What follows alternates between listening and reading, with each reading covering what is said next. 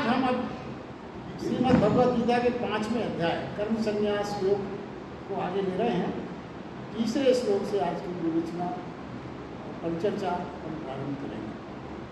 तीसरे श्लोक में भगवान कहते हैं, हे अर्जुन, जो पुरुष न किसी से द्वेष करता है और न किसी की आकांक्षा करता है, वह निष्काम कर्मयोगी सदा सन्यासी ही समझने योग्य है, क्योंकि राग दोष द्वंद्वों से रहित हुआ पुरुष सुखपूर्वक संसार में बंधन से मुक्त हो जाता है।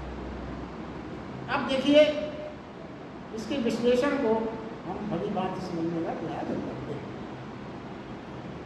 ये सारा संसार और ये सारा जगत यदि द्वंद्वों को लेकर दो भागों में विभाजित किया जाए तो ये निश्चित मानिए वो दो हैं, एक है राग और एक है द्वेष।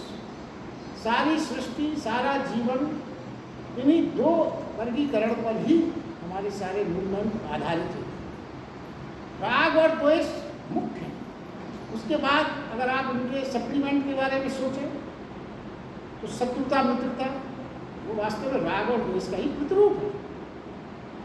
प्रेम और घृणा, ये भी राग और द्वेष का ही प्रतिरूप है।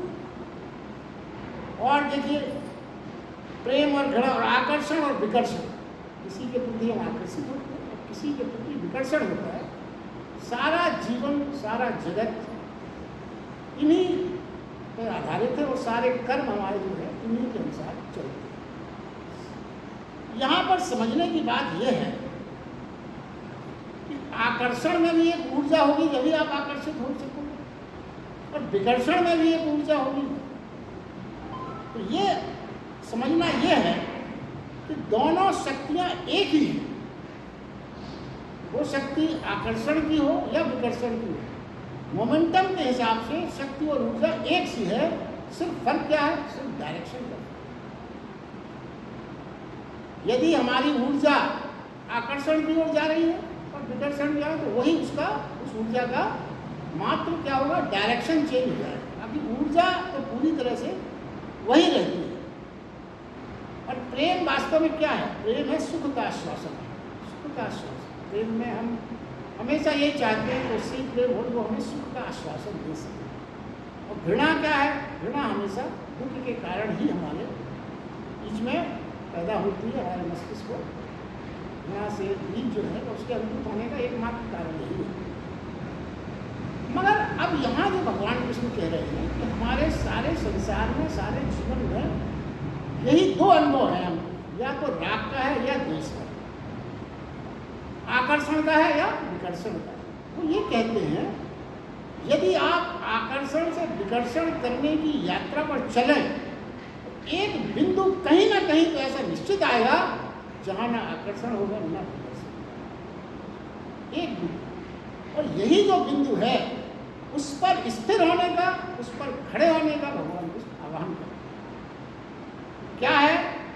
रुक जाने का। देखिए, हमारे जीवन सब पेंडुलम की तरह है, कभी इधर कभी उधर, हम तय नहीं कर पाते। जब तक हम एक जगह पहुंचते हैं फौरन हमें दूसरी जगह आकर्षण, अरे ये तो ठीक नहीं था, वही ठीक, फौरन जीवन इसी पर कट जाता है, स्थिरता कहीं भी नहीं है। और कृष्ण भगवान कहते हैं कि जो प्राणी राग और द्वेष दोनों के पार हो जाता है, अतीत हो जाता है, वह बीच में रुक जाता है। जो राग और द्वेष से पार हुआ, जिसके लिए राग और द्वेष अतीत हो गया, वो स्वाभाविक रूप से बीच में ही रुक जाता है और वह निष्काम कर्म को उपलब्ध हुआ।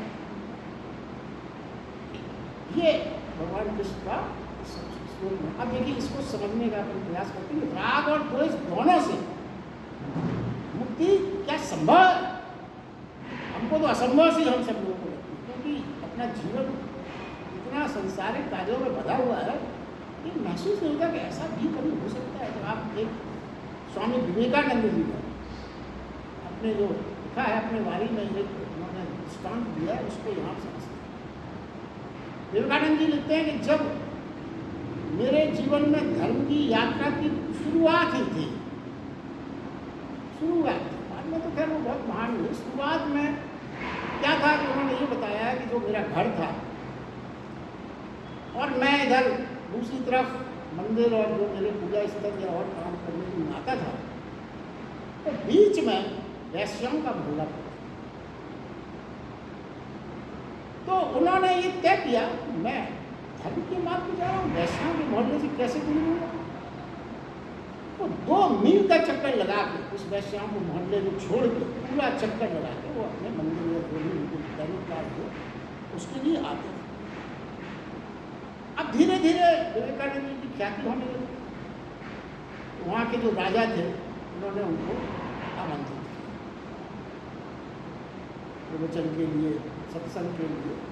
गए वहाँ पर 3-4-5 दिन उनका वहाँ सत्संग धार्मिक आयोजन चले। अब जैसा राजाओं महाराजाओं के विषय में हम सब जानते हैं, जब अंतिम दिन आया तो उस दिन तो उनका विदाई समारोह में संगीत सांस्कृतिक था, ऐसा कुछ सांस्कृतिक गतिविधियाँ थी। उस सांस्कृतिक गतिविधि में एक वैश्या को उन्होंने गाने के लिए, नृत्य के लिए आमंत्रित किया। जब पता लगा विवेकानंद जी, तो उन्होंने उस कार्यक्रम में शामिल होने से स्पष्ट किया। मगर अब राजा के सब लोगों को बुला लिया था, हम अपने कार्यक्रम तो होने का, मेरे महाराज अगर आपकी इच्छा नहीं, कोई बात नहीं, मेरा आयोजन तो हो गई, क्योंकि मैंने भर लोगों को आमंत्रित कर दिया, अब ना आइए कोई बात नहीं। तो वो जहाँ हॉल में जहाँ वो कार्यक्रम था उसके पास में ही वो कमरे में जाके बैठा विश्राम करने। वैश्या को जब ये पता चला कि ऐसा ऐसा है, विवेकानंद जी ने मना कर दिया संगीत सुनने के लिए, मेरे वो मेरा मतलब चेहरा भी नहीं देखना चाहता क्योंकि वो वैश्या है। तो उसने एक गीत शुरू किया।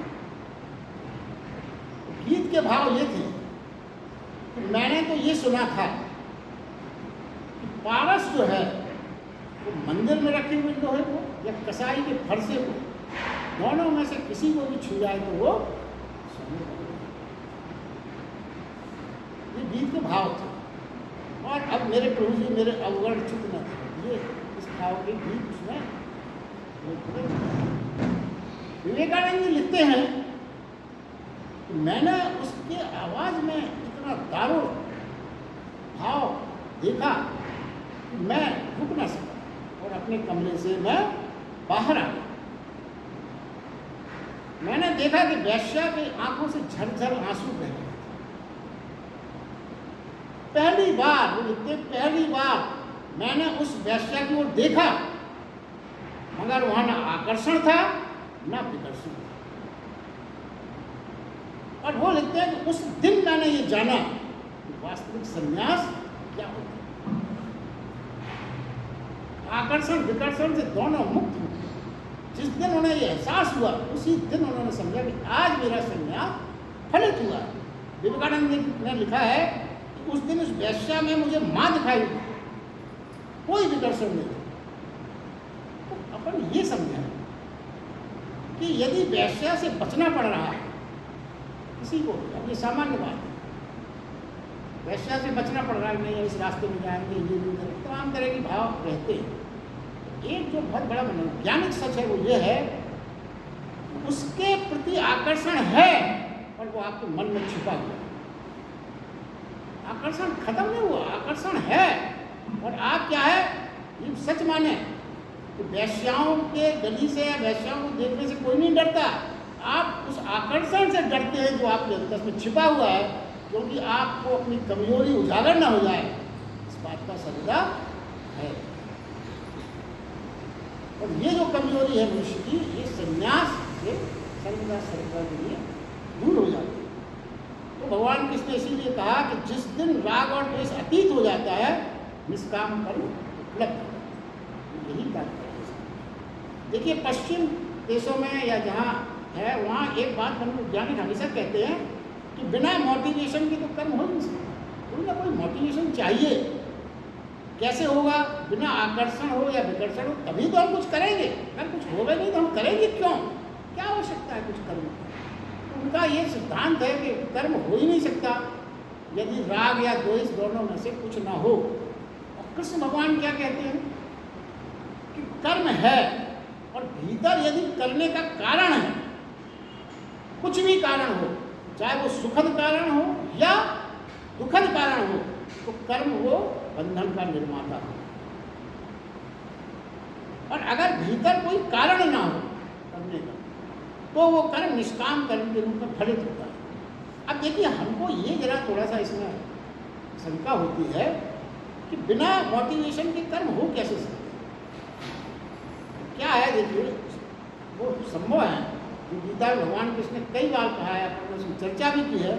जब हम कर्म को खेल मान लें, अभिनय मान लें, काम ना मान लें, ना हार ना जीत, सिर्फ कर्म कर रहे हैं आनंद के लिए, बस खेल को काम ना बनाए। कभी कभी खेल को भी लोग काम बना लेते हैं, उसमें भी बड़ी प्रतिष्ठा और लड़ाई करते हैं। खेल को काम ना बनाए तो कर्म किए जा सकते हैं खेल भावना से, अभिनय के लिए। देखिए, बहुत सरल सा उदाहरण है। आप सुबह अगर एक रोड पर घूमने जा रहे हैं, सुबह आप घूम रहे हैं, कोई आपसे पूछता है क्या है, मैं घूमने आया हूँ।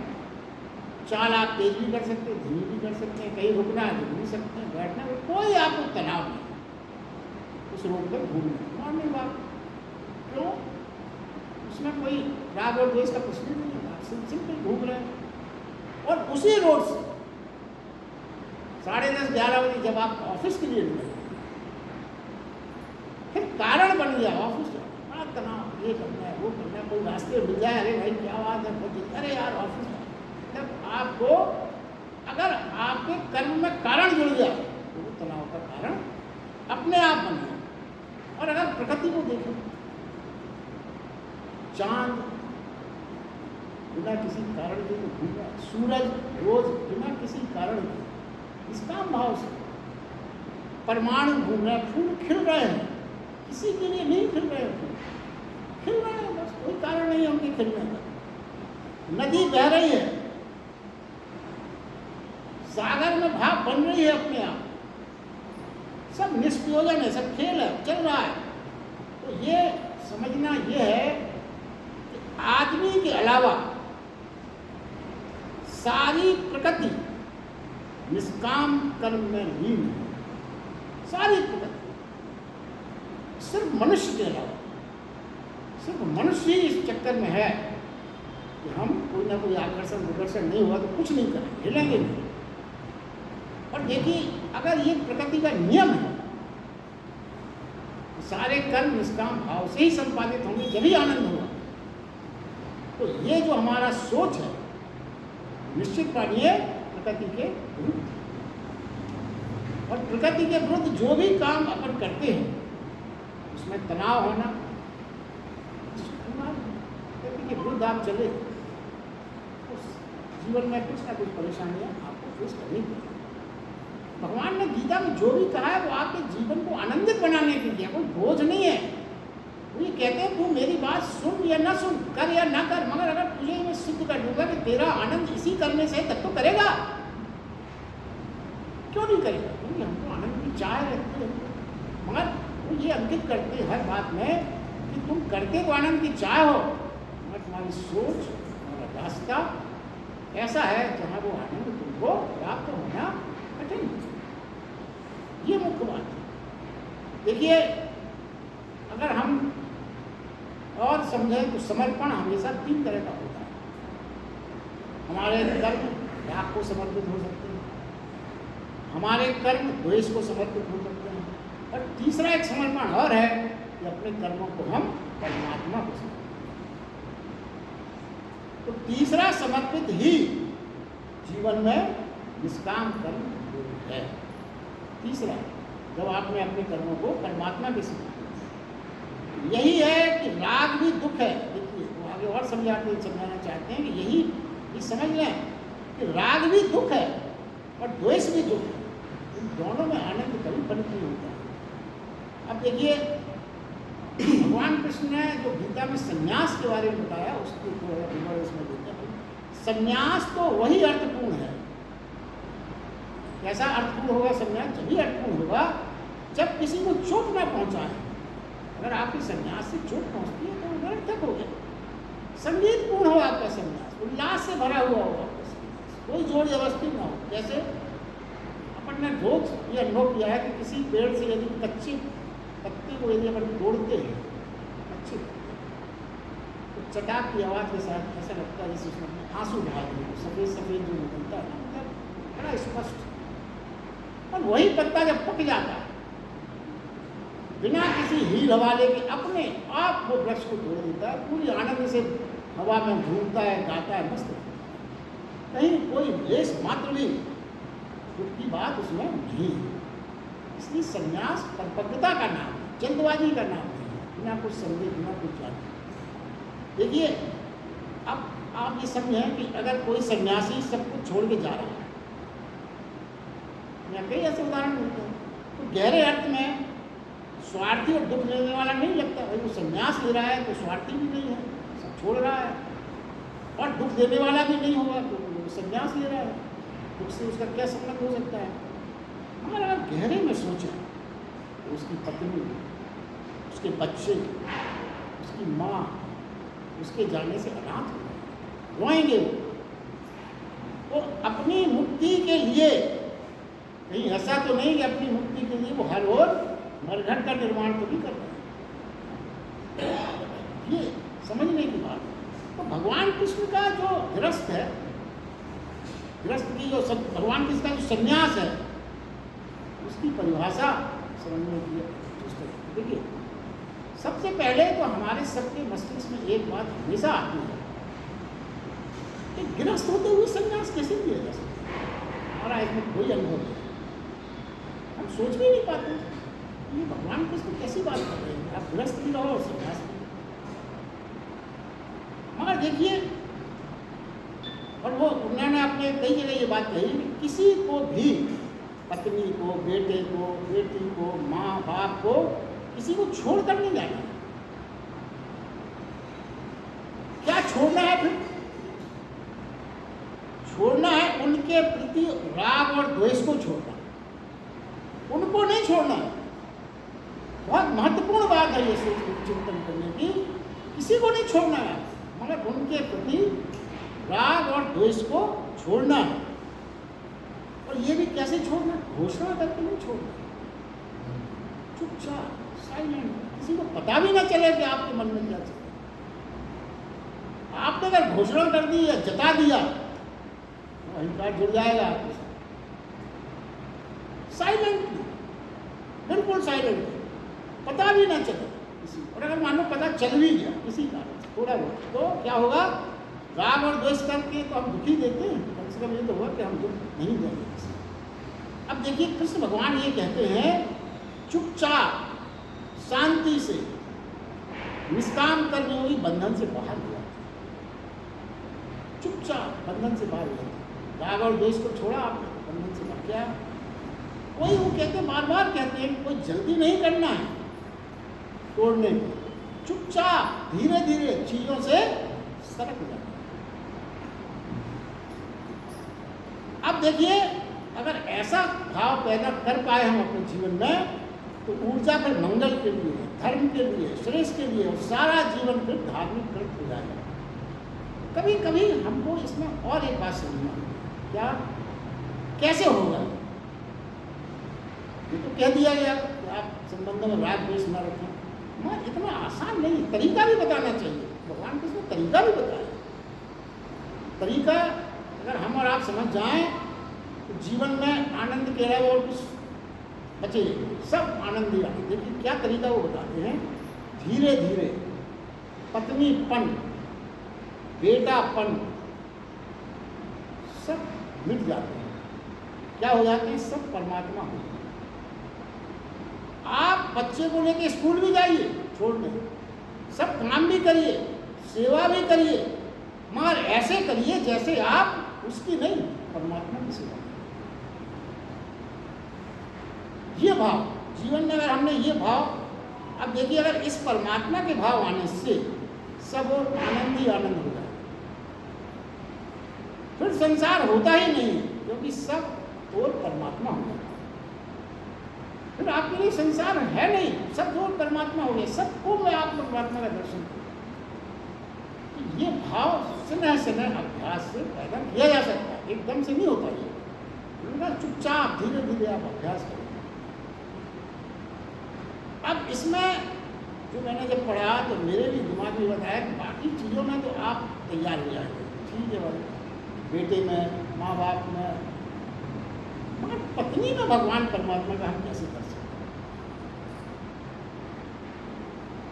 इस प्रश्न में थोड़ा थोड़ा तो हर कोई लड़खड़ा जाता है सोच के।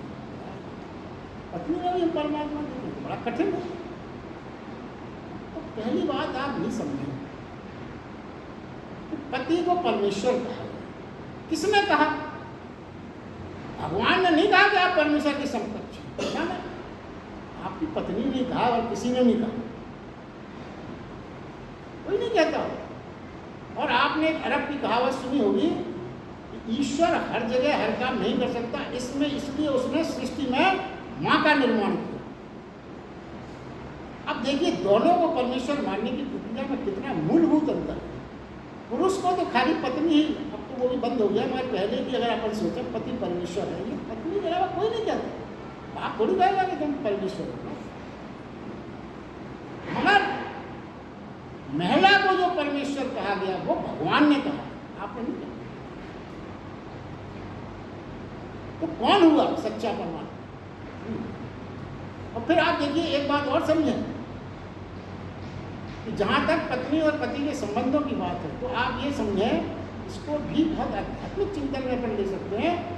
क्या है?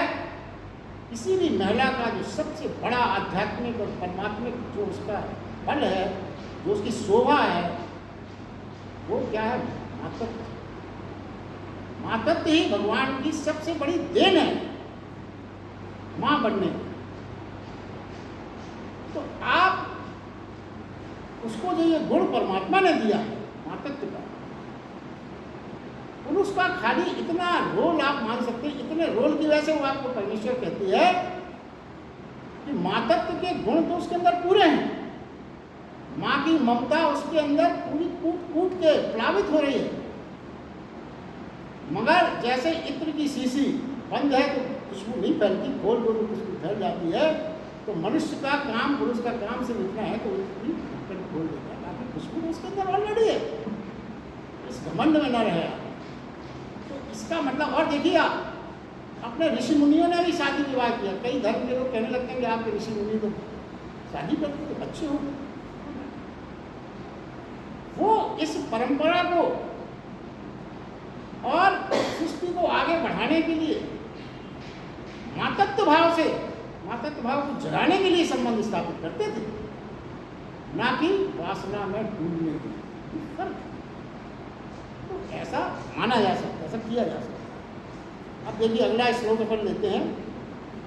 भगवान कृष्ण कहते हैं ऊपर कहे संन्यास और निष्काम कर्म को, ऊपर कहे संन्यास और निष्काम कर्म, दो बातें कही उन्होंने। मूर्ख लोग अलग अलग मानते हैं, ना कि पंडित जन, क्योंकि दोनों में से एक भी स्थित हुआ पुरुष दोनों के फल रूप परमात्मा को ही प्राप्त होता है। यानी जो ज्ञान योग, अर्जुन ने पहले प्रश्न ये किया था कि आपने ज्ञान योग की भी तारीफ की, कर्मयोग की भी तारीफ की। मुझे तो समझ में नहीं आ रहा कि मेरे लिए क्या कल्याणकारी है। आपको याद होगा कल अपन ने चर्चा की थी पिछली बार, तो मेरे लिए कल्याणकारी मार्ग वो बताएं। भगवान कृष्ण कहते हैं कि कल्याणकारी मार्ग, दोनों कल्याणकारी मार्ग हैं। देखिए रास्ते अनेक हैं, मंजिल एक। परमात्मा की मंजिल अगर है तो रास्ते उस तक पहुँचने की अनेक है। कैसे भी चलें, कहीं से चलें, कोई वाहन हो, यदि आकांक्षा हो सिद्ध पाने की, आनंद पाने की, तो सभी एक ही मंजिल पर और एक ही जगह पहुँचते हैं।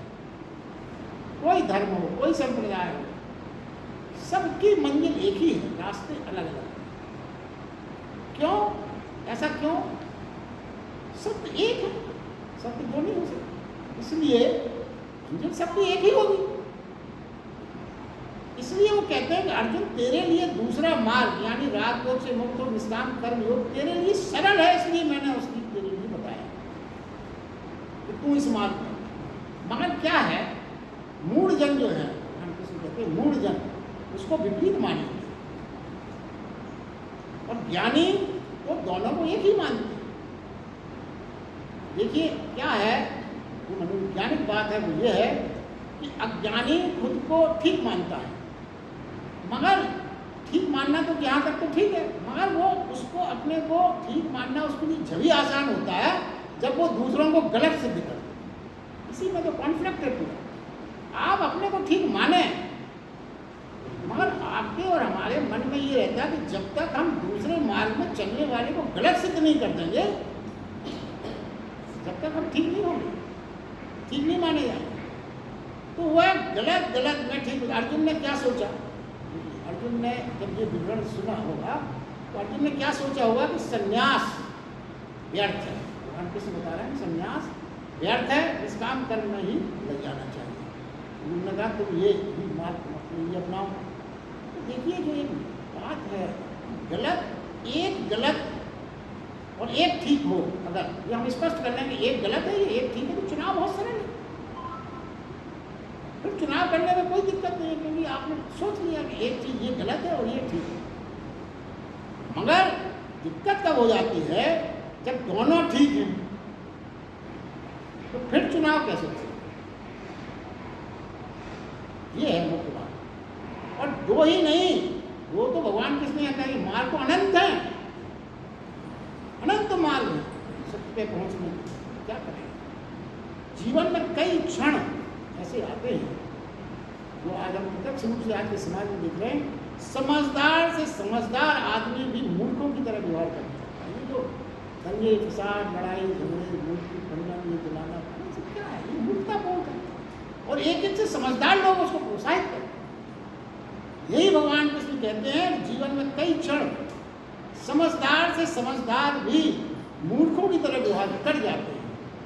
मंद बुद्धि की आंखों से बुद्धिमानी की झलक दिखती है। कभी कभी मंद बुद्धि की आंखों में बुद्धिमानी की झलक दिखती है। जो अपने आप को बड़ा बुद्धिमान मानते हैं वो बड़ी मूर्खतापूर्ण धूर्तापूर्ण कृत्य कर जाते हैं।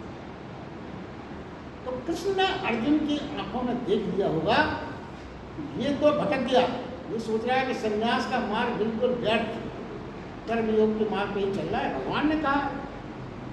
और उसको ये लगता होगा कि वो बुद्धिमान हो रहा है, काफी समझ रहा है हर चीज को, क्या मुझे छोड़ना है। मगर वो छोड़ कब रहा है? जब एक को उसने गलत मान लिया, तभी तो चुनाव कर पा रहा है। मगर वो समझता है कि मैं बहुत हूँ, कुछ और लगता होगा तो मूर्ख कुछ और कहते हो, मूर्खतापूर्ण बात है। भगवान कृष्ण ने ये पढ़ लिया, समझ लिया कि ये तो बड़ा भ्रमित हो रहा है, इस संन्यास को बिल्कुल गलत मानने लगा। उन्होंने फौरन जो है इसके बाद 5वां श्लोक प्रारंभ किया। इस कमी को देख के ये समझना, उन्होंने देखा कि अरे ये तो समझ रहा है कि मैंने इसको कर्मयोग में जाने की बात कही, वही सही है, दूसरा बेकार है। उन्होंने क्या कहा ये समझिए, ज्ञान योगियों द्वारा परम धर्म प्राप्त किया जाता है। ज्ञान योगी तो कर्म संन्यास, निष्काम कर्म योगियों द्वारा भी वही प्राप्त किया जाता है। इसलिए जो पुरुष ज्ञान योग एवं निष्काम कर्म योग को एक फल रूप देखता है वही यथार्थ देखता है। जो ये समझ जाता है कि दोनों एक है मार्ग, वो यथार्थ को देखता है। अब ये देखें अपन, मनोवैज्ञानिक चर्चा ये है कि देखते तो सभी हैं, हम भी देखते हैं, आप भी देखते हैं, दुनिया में हर व्यक्ति देख रहा है, बिना देखे तो हो ही नहीं रहा कुछ। मगर सच तो ये है, यथार्थ क्या है ये हम बहुत कम देखते हैं, मगर उसमें क्या यथार्थ छिपा है ये हम नहीं देख पाते। क्या होता है, वरन हम वही देख लेते हैं जो हम देखना चाहते हैं। अगर किसी व्यक्ति से हमारी आज मित्रता है तो हमें उसमें सद्गुण ही सद्गुण हमारी आँख दिखेगी। कल किसी बात से अगर उससे विवाद हो गया तो हमारी वही आँखें, व्यक्ति की वही, हमारे सारे दोष ही दोस्त हैं। व्यक्ति में कोई एकदम नोटिफिकेशन थोड़ी हो गया, क्या फर्क पड़ गया? हमारी देखने की दृष्टि बदल गई। आँख का मतलब ये हुआ कि जब हम पहले उसको मित्रता के रूप में देख रहे थे तो हम यथार्थ नहीं देख पा रहे थे। या तो वो गलत था, या आज हम वो शत्रुता के और द्वेष के भाव उसमें देख रहे हैं, या तो ये गलत, दो में से एक ही चीज़ तो है। इसका मतलब ये हुआ कि हम देखते तो हैं और यथार्थ हम कभी नहीं देख पाते। हम वही देखते हैं जो हम देखना चाहते हैं। हम उसको शत्रु भाव में देख रहे हैं तो वही दिखेगा हमको, और कुछ नहीं होगा। हमारी दृष्टि दर्शन को इस तरह से हमारी दृष्टि दर्शन विकृत हो जाता है। हमारे नेत्र दृश्य को देखते ही नहीं, दृश्य को निर्मित भी करते हैं भीतर, देखते ही नहीं है, भीतर हम उसको निर्मित भी कर लेते हैं, ये आदमी ऐसा है, ये आदमी ऐसा है। हमारा देखना उसके बारे में की गई व्याख्या पर आधारित हो जाता है। देखिए, हम जिस व्यक्ति को देखते हैं, अगर आप किसी को नहीं भी जानते, अगर किसी ने आपके किसी परिचित ने उसकी व्याख्या की है कि तुम वहाँ जा रहे हो तो वो जो आपको संत बनेगा ऐसा है ऐसा है ऐसा, तो आप जो आपने सुना उसी के हिसाब से आप उनको देखें। ये मनुष्य की कमी है। कृष्ण का या भगवान का ये कहना है कि ज्ञान योग और कर्म योग एक ही परिस्थिति उपलब्ध होती है। देखना होना चाहिए कि जिन पर कोई यथार्थ ऊपर से आरोपित हुआ, जब आपके मस्तिष्क में किसी प्रकार की और कोई यथार्थ आरोपित ना हो पहले से कि ये गलत है ये सही ना, और दृष्टि दर्शन की कोई बाधा ना हो, यानी जो बिल्कुल शून्य हो के चीज़ों को देखे, पहले से कोई उसकी यथार्थ की या परिभाषा या उसके बारे में कुछ भी ना हो उसके दिमाग में, शून्य हो आप उस चीज़ को देखने के पहले, वही कोई नहीं। क्योंकि यदि आपके दिमाग में उस चीज़ को देखने या उस व्यक्ति को देखने के पहले शून्यता नहीं है, तो फिर आप वही देखेंगे जो आपके दिमाग में यथार्थ से भरा गया बात है। और यदि आप शून्य हैं, कुछ भी नहीं आपके दिमाग में उसका, तो फिर आपको यथार्थ देखना संभव है। ये है, चाहे कर्म के जगत में जीकर, देखिए वो कहते हैं चाहे कर्म के जगत में जीकर आकांक्षाओं को छोड़ के चले। कर्म के जगत में क्या बताया उन्होंने, कर्मयोग निष्काम कर्मयोग, कर्म के जगत में जिए आप, मगर क्या करें, आकांक्षाओं को छोड़ के चले या कर्म को ही छोड़ कर चले।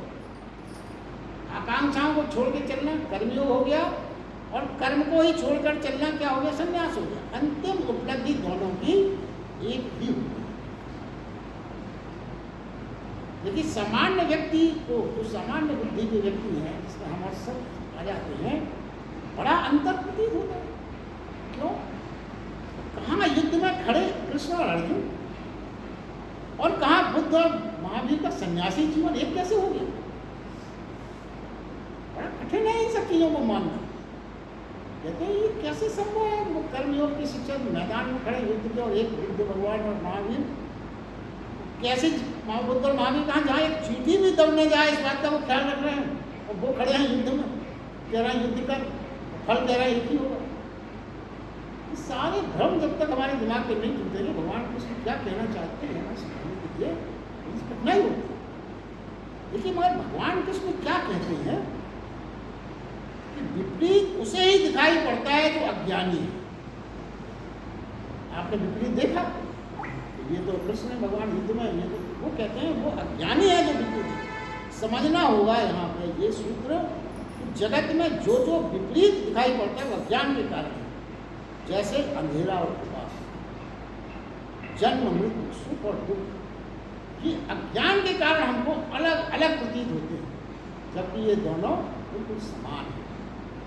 जन्म मृत्यु हो, सुख दुख हो, अंधेरा और प्रकाश हो, ये बिल्कुल जुड़े हुए हैं। अपन ने कई बार सुना, कोई कितना भी गहरा अंधेरा हो, हजारों साल से कोई कमरा बंद हो, तो ये नहीं है कि 1000 साल से बंद है तो 1000 दिए जलाने पड़े, एक दिया ही पर्याप्त। अंधेरा और ये दोनों विपरीत नहीं है, दोनों समान है। मगर जिसका अंतःकरण पारदर्शी हो गया, कौन देख पाएगा ये अंतर? अज्ञानी तो ऐसा करता है, मगर ज्ञानी कौन हो पाएगा? जिसका अंतःकरण पारदर्शी हो गया, अहंकार के जिसके बादल छट गए, अपना कुछ शेष ना रहा झलकने के लिए, जिसके द्वैत मिट गए, सत्य का पता चल जाएगा। उसको क्या मतलब हुआ? उसको यह आभास हो जाएगा कि रावण भी अपने रास्ते से परमात्मा को प्राप्त करने का प्रयास करता है, उसका अपना तरीका, और संत भी अपने रास्ते से परमात्मा को प्राप्त करने का प्रयास करता है। तो रास्ते अलग अलग हैं, मगर प्रयास रावण का भी वही है, संत का भी वही है।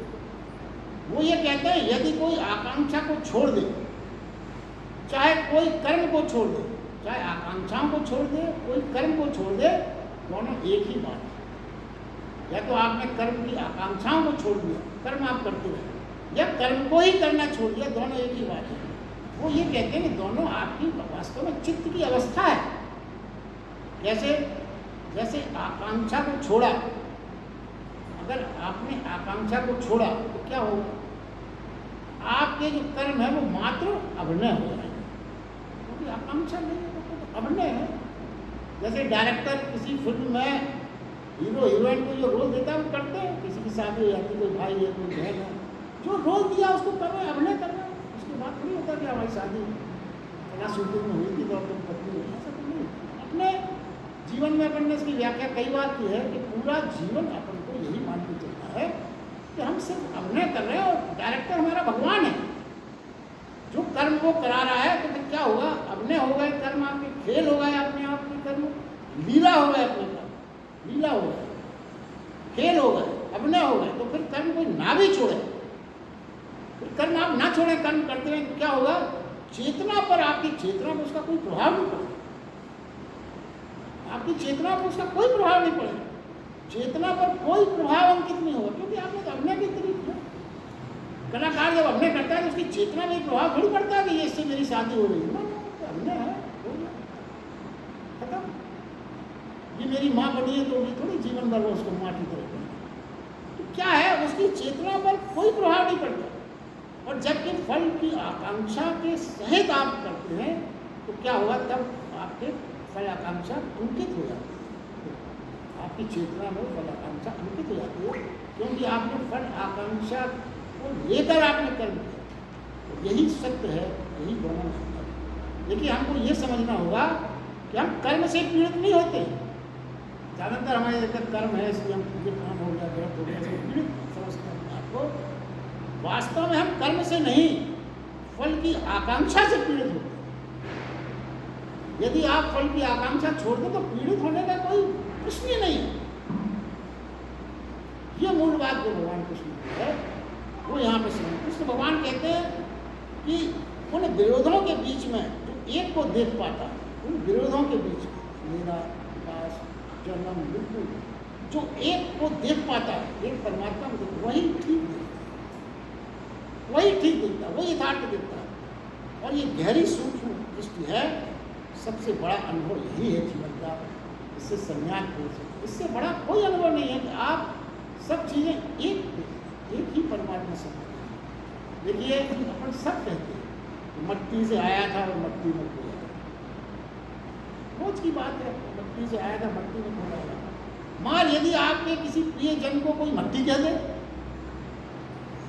आप लड़ने को तैयार हो जाएंगे। हमारे कोई प्रिय को आप मट्टी कह रहे हो, और अगर उसका जीवन गया तो आप स्वयं कहते हैं कि मट्टी है, उठाओ जल्दी नीचे। ये सिद्धांतिक बात है, वास्तविक बात है। इसमें जब तक ना उतारें तब बहुत सी बातें हमारी जरूरी रहेगी। और ये अगर आपने समझ लिया कि भगवान कृष्ण की बात है तो जीवन में कहीं कष्ट और आनंद के से अलग होने का कोई प्रश्न नहीं। भगवान कृष्ण 6वें श्लोक में कहते हैं, परंतु हे अर्जुन, निष्काम कर्म के बिना संन्यास अर्थात मन, इंद्रियों और शरीर द्वारा होने वाले संपूर्ण कर्म में कर्तापन का त्याग होना बहुत कठिन है। देखिए, एक दूसरे पे बहुत डिपेंडेंट बात है। कैसी? निष्काम कर्म के बिना, यदि आप निष्काम कर्म में आकांक्षा को नहीं छोड़ पाए तो वो ये कहते हैं कि संन्यास प्राप्त करना बहुत कठिन हो जाएगा, उसके लिए न कर पाएगा। और भगवान के स्वरूप को मनन करने वाले निष्काम कर्म योगी परम ब्रह्म परमात्मा को सिद्ध प्राप्त करते। देखिए, इसमें क्या है, 5वें श्लोक में भगवान ने कहा था चाहे कोई आकांक्षा को छोड़ दे, यही कहा था ना, और चाहे कोई कर्म को छोड़ दे, दोनों एक ही बात है। ये 5वें श्लोक में उन्होंने कहा, यानी ज्ञान योग मार्ग और कर्म योग मार्ग समान है, यही मतलब हुआ उसका। तो फिर मतलब कृष्ण ने देखा होगा कि अर्जुन की आंखों में क्या आ गया, तो वो पूरी हो गई मुराद, क्योंकि वो तो ये चाहता ही था कि दोनों समान हैं, तो मैं छोड़ता हूँ तो जाता हूँ संन्यास। यही तो कह रहे थे पलायन की बात। तो उन्होंने देखा कि कृष्ण ने ये देखा होगा अर्जुन की आंखों में कि हो गई मेरी मन की मुराद पूरी, बस कर्म को छोड़ता हूँ, उसी तरह से पलायन करता हूँ। आप ही तो कह रहे हैं दोनों बातें समान है, और कृष्ण ने भी तो उसका अनुमोदन कर दिया कि इधर जाओ या उधर जाओ, एक समान बात है, एक ही बात है, जिंदगी में चला। अब क्यों रोक सकते हो? आपने तो कहा है कि दोनों बातें एक सी है। और श्री कृष्ण भगवान ने ये बात जान ली, समझ गए, ये जो है अब मुझे फिर से कुछ ना कुछ बहस में डालने वाला है। तो उन्होंने जान लिया कि अर्जुन अब फिर भटक रहा है, तो उसने भगवान कृष्ण ने 6वां श्लोक कह दिया। इसमें मूल बात ये कही कि हे अर्जुन, जब तक आकांक्षा न छूट जाए, कर्म में निष्कामता न सद जाए, जब तक कर्म का छूट जाना संभव ही नहीं। मतलब जब तक आपकी आकांक्षा न छूट जाए, कर्म की निष्कामता न छूट जाए, मतलब आप कर्म की आकांक्षा मतलब कर्म योग न सद जाएगा, जब तक आप संन्यास की बात कर ही नहीं सकते। कर्म का छूट जाना, जो कर्म छूटने की बात कर रहे हो वो संभव ही नहीं है बिना इसके, क्योंकि जो आकांक्षा को न छोड़ सके, देखिए बड़ी महत्वपूर्ण बात है, जो आकांक्षा को न छोड़, कौन सी आकांक्षा? फल आकांक्षा को न छोड़ सका, वो भला कर्म क्या छोड़ेगा? कर्म छोड़ना संन्यास बड़ा कठिन है। जो आकांक्षा को न छोड़ सका वो संन्यास को क्या छोड़ेगा? कर्म आपने छोड़ दिया और आकांक्षा न छूटी, बड़ा खतरा है, समझे आप? कर्म में यदि आपने छोड़ दिए मगर उसकी आकांक्षा आपकी ना छूटी तो बड़ा खतरा है। जैसे बहुत सरल शब्दों में अपन उसको समझें, एक चोर है, उसको आपने जेल में बंद कर दिया, सजा हो गई उसको। अब क्या है? चोरी का कर्म बंद हो गया, जेल में चोरी हो गई, कर्म उसके छूट गए, तो क्या वो कर्म सन्यासी हो गया? उसने चोरी का काम तो करता था, छूट गया उसके चोरी का काम, तो क्या कहोगे आप? कर्म सन्यासी कहोगे क्या? नहीं, वो चोरी नहीं कर रहा है, ये सही बात है, मगर चोर होना उसका बंद नहीं हुआ। चोरी तो नहीं कर रहा है, मगर अंतस में जो चोर है वो खत्म नहीं हुआ। और वहाँ उसको कई ऐसे गुरु भी मिल जाते हैं, वो क्या उसको सिखाते हैं? कर्म नहीं, वो ये सोचता है कि वास्तव में गलती ये नहीं थी कि मैंने चोरी की, गलती ये थी कि मैंने सावधानी पूर्वक चोरी नहीं की। अब ये जो जेल में हमें गुरु जी मिल गए हैं, इससे मैं सावधानियाँ सीखूँगा, जिससे भविष्य में मैं बड़ी सरलता से सफलता से चोरी कर सकूँ। तो उसने चोरी कहाँ छोड़ी? कर्म दिखने को तो छूट गया, मगर चोर बन के जो फलाकांक्षा उसके मन में थी वो तो बिल्कुल नहीं छूटी। तो क्या है? सन्यासी सावधानी से वो चोरी करेगा, ये सोचता है जिससे पकड़ा ना जाए। चोरी मेरी गलती नहीं थी, तो कहता है चोरी मेरी गलती नहीं थी, कम अभ्यास था, कुशलता नहीं थी, इसलिए पकड़ा गया, और अब मैं और कुशलता से करना। तो ये समझने की बात है, क्यों भगवान कृष्ण ने ये कहा? इससे सरल उदाहरण अपन नहीं समझ सकते। कंक्लूजन क्या है? कोई अदालत, कोई जेल चोर को चोरी से मुक्त नहीं कर सकती, कोई अदालत। वह तो बाहर आता है ट्रेंड होकर, और ट्रेंड होकर आता है। आपने उसको सजा दी, हम सोचते हैं कि सजा मिल गई तो इसकी चोरी और अदालत की वजह से छूट जाएगी ना, वो तो और ट्रेंड हो गया, जिससे कुशलता के नए नए गुणों से वो चोरी कर सकते। और यदि यह सोचकर चोरी छोड़ दे क्या, और अगर मान लीजिए वो ये सोच के चोरी छोड़ भी दे, दूसरी बात है कि कुशलता, इतनी कुशलता मेरे बस की नहीं है, फिर जेल ना हो जाए, इससे वो डरता है, तो फिर वो छोड़ देगा, तो इसको भी कर्म त्यागी थोड़ी कहा जाएगा।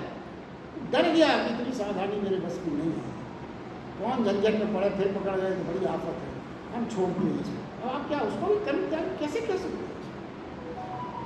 देखिए, अगर बाजार में बैठता हूँ, बाजार में कोई बैठा है तो लोग है, वो क्या सोचता है कि बाजार में बैठने में बड़ा लोग लगता है, ये वो, तो मैं बाजार को ही छोड़ देता हूँ। तो बाजार को छोड़ने से लोग छूट जाएगा क्या? और क्या है? अरे लोग बाजार में नहीं है, लोग आपके कहाँ भीतर है, लोग बाजार में कोई लोग नहीं है। और क्या है? अगर आपको ये दिखता है कि हमें कहीं किसी सुंदर उसको देखा, इसको तो वासना जाकर सकती, तो आप क्या करोगे? पीट करके जाओगे, जैसे वो विवेकानंद की कहानी सुनिए। तो पद की लालसा में परेशानी हो तो ऐसी जगह जहाँ चली जाऊँ जहाँ पद हो ही ना। ये कोई कर्म छोड़ना नहीं। सूत्र क्या हुआ? इस प्रकार के पलायन से कोई क्वालिटेटिव यानी गुणात्मक अंतर नहीं पड़ता। इस तरह के कोई गुणात्मक अंतर नहीं पड़ेगा। परिस्थिति बदल जाएगी, परिस्थितियाँ तो बदल जाएंगी। आपने छोड़ दिया, आप संन्यास वहाँ चले गए, जंगल चले गए, घर द्वार छोड़ दिया, परिस्थिति बदल गई, मगर मन स्थिति आपकी सारा रूपांतरण मन स्थिति बदलने से होता है, जगह बदलने से नहीं होता। यही भगवान कृष्ण बार बार समझाते हैं। तो फिर जो मन स्थिति बदल सकता है, जो अपनी मन स्थिति बदल सकता है, उसको छोड़ के जाने की जरूरत ही नहीं है। यदि आप अपनी मन स्थिति सबके बीच में रह के भी बदल सकते हैं, तो आपको छोड़ के जाने की आवश्यकता क्या है? क्योंकि आप छोड़ के गए तो भी आपकी मन स्थिति नहीं बदली, और आपने साथ में रहते हुए मन स्थिति बदल ली, छोड़ के। देखिए आपने बम्बई छोड़ा, हिमालय चले गए, अगर मन में बम्बई तो लगा, वहाँ के आकर्षण से आप मुक्त नहीं हुए। देखिए दर्पण छोड़ दिया, चेहरा ना दिखे, क्योंकि आप अपने कभी कभी हमारा अपने चेहरे को देख के डर जाते हैं, क्योंकि अंदर से जब अपन देख पाते हैं, बाहर का चेहरा नहीं, अंदर से डर जाते हैं। क्या है अब इस डर से बचने का उपाय? दर्पण ही नहीं देखना, दर्पण देखना छोड़ दें। तो क्या है, आप ये समझने की बात है कि अहंकार कभी आपका डरता नहीं है जब तक आप उसी से साफ।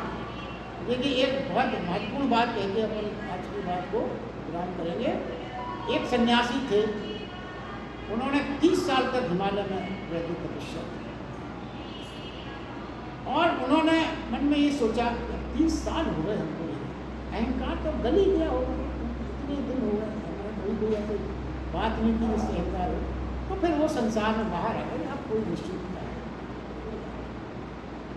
और उसके बाद कुंभ का मेला लगा, सन्यासी जो थे वो साधु अपने कई लोगों के साथ, भक्तों के साथ, साधुकों के साथ कुंभ के मेला। अब कुंभ के मेले में तो भारी भीड़ होती, कौन है आप, क्या है आप, ये थोड़ी किसी को पता चलता। तो एक जूता, बहुत भारी जूता पहने व्यक्ति ने उनके पैर पर जूता दबा दिया, दब गया, दबा दिया, दब गया, और दबते ही वो एकदम से क्रोधित हो गए, गला पकड़ लिया, नालायक तेरी हिम्मत कैसे हुई, कितनी मुझे लगती है, मैं तेरी गर्दन दबा दूंगा। और जैसे ही उन्होंने गर्दन पकड़ी साधु ने, तो उनका अहंकार इतना जाग गया, मैं मार डालूंगा, तुझे खत्म कर दूंगा। और फिर वो जब ये बोल गए तो वो एकदम जागृत हो गए, तो वो संन्यास तो किया था उन्होंने, वो एकदम जागे। उन्होंने कहा यही तो 30 साल पहले मुझसे हुआ था जो मैंने संन्यास नहीं लिया, यही घटना तो हुई थी, इसी के अहंकार के कारण तो मैं संसार छोड़ के गया और 30 साल वहाँ रहा, तो 30 साल से बाद लौट के आया तो वही फिर मैंने रिपीट कर दी, तो क्या हुआ? मन स्थिति नहीं बदली, इसका मतलब है। तो उन्होंने क्या किया, जिसका जूता पड़ा था जिस व्यक्ति का, उसके पैर पकड़ दिए और उससे ये कहा कि 30 साल हो गए हिमालय में, वो मैं न सीख सका जो आपके जूती ने मुझे ज्ञान दे दिया, आपके जूता ने जो मुझे ज्ञान दे दिया, वो 30 साल हिमालय में मुझे ज्ञान दे दिया, और उसके पैर पकड़ दिए। तो बात ये नहीं है, निष्काम कर्म यदि सद जाए तो कर्म त्याग ना करना बराबर, कोई आवश्यकता नहीं, कोई भेद नहीं। फिर क्या होगा, फिर तो अंतर्मुखी होगा संन्यास, और बहिर्मुखी होगा कर्म, बस इतना ही अंतर है। दूसरी बात, भगवान कृष्ण ये कहते हैं कि निष्काम कर्म छोड़ना सरल है, और कर्म को छोड़ना तो अर्जुन के लिए सरल लग रहा है, कठिन है। कैसे? यदि आप समय काफ़ी हुआ उसको कर देंगे। आप सबका बहुत बहुत धन्यवाद। आगे की चर्चा